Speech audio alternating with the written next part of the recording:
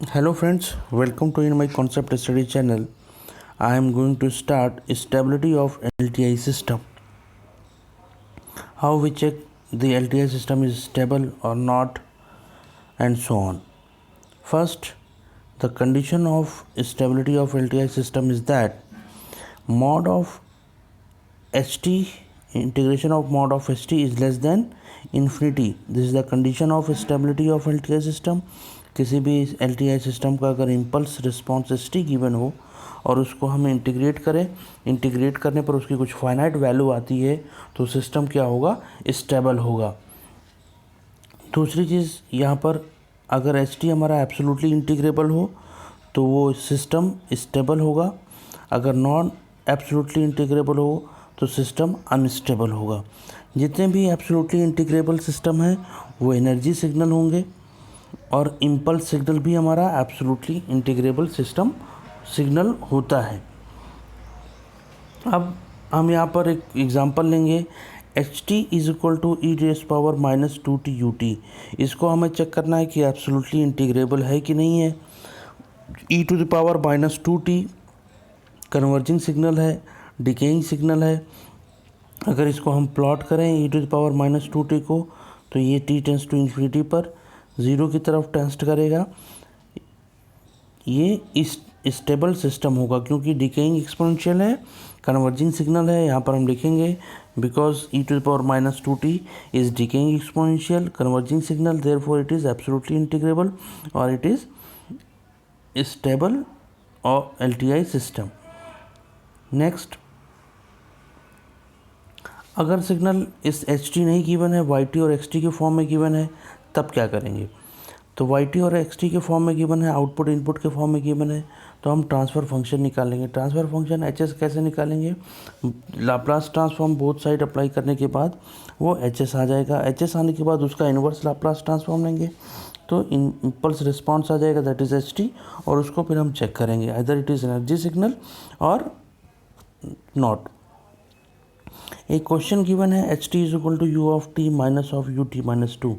ये क्या है, फाइनाइट ड्यूरेशन एक गेट सिग्नल है। अगर जब इसको हम प्लॉट करेंगे u of t minus of u t minus 2 तो ये गेट सिग्नल आएगा।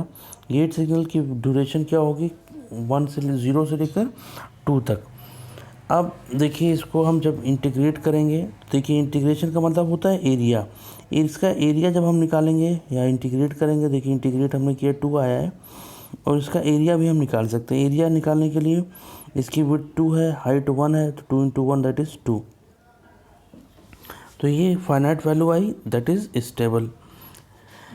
Finite duration signal energy signal हो सकता है, neither energy nor power signal भी हो सकता है। Neither energy nor power signal की क्या कैरेक्टरिस्टिक होती है, ये देखिए यहाँ पर हमने समझाया है, फिर थोड़ा सा एक ओवरव्यू हम यहाँ पर दे देंगे।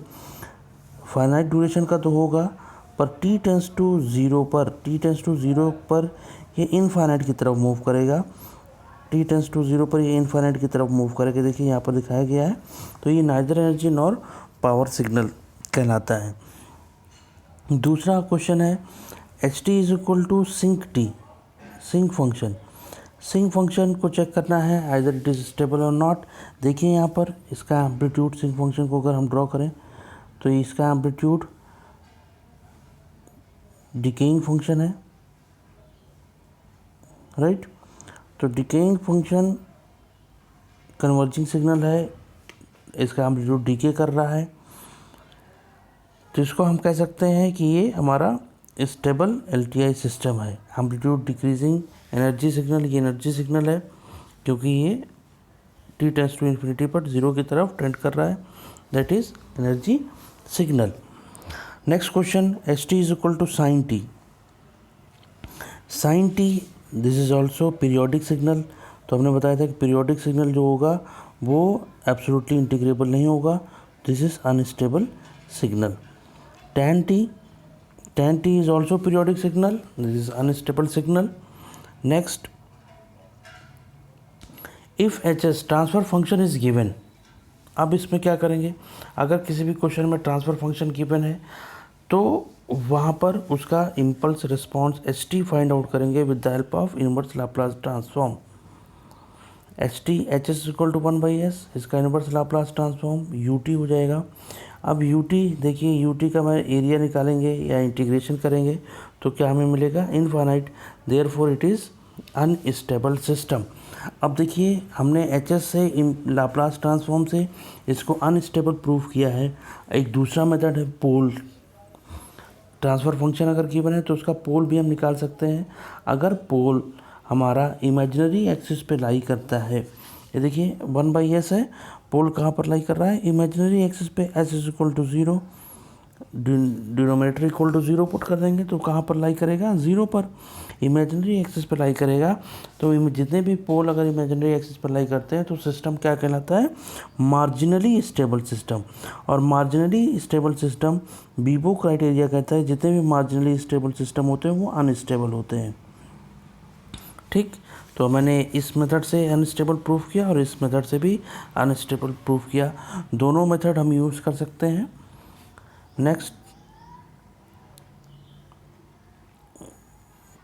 क्वेश्चन है, H S is equal to 1/s² + 1। 1/s² + 1, यहाँ पर अगर हम पोल की बात करें तो pole s² + 1 is equal to 0, s is equal to +-j।